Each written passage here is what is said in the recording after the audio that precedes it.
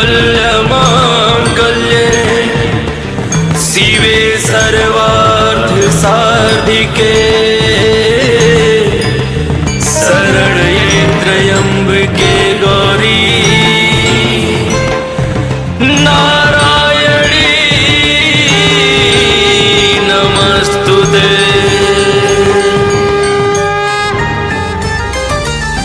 गंगा जल लेके पहुआ पखारब देवी महारानी के।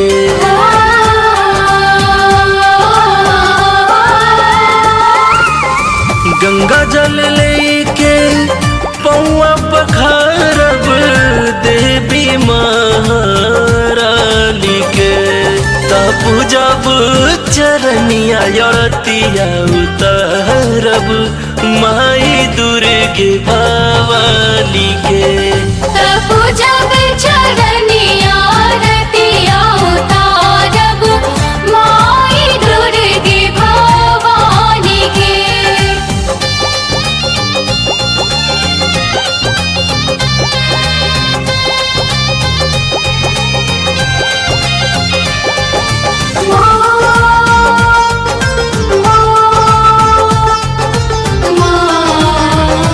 जय जय हो।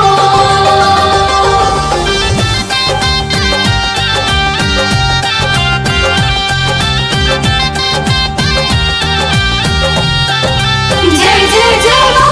अंगना लिपाइब चौक पुरवाइब ओहिर चौकवा पकल साधराइब। जय माँ जय माँ जय माँ जय माँ।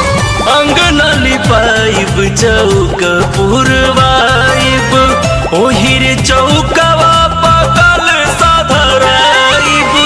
बारी के दियारिया रूपवा निहारब शक्ति रूपी जगदानी के। पूजब चरनिया रतिया उतारब माई अम्बे भवानी के। तब जब चरनिया रतिया उतारब माई दुर्गे भवानी के। जय माँ जय हो। जय माँ जय जय जय माँ।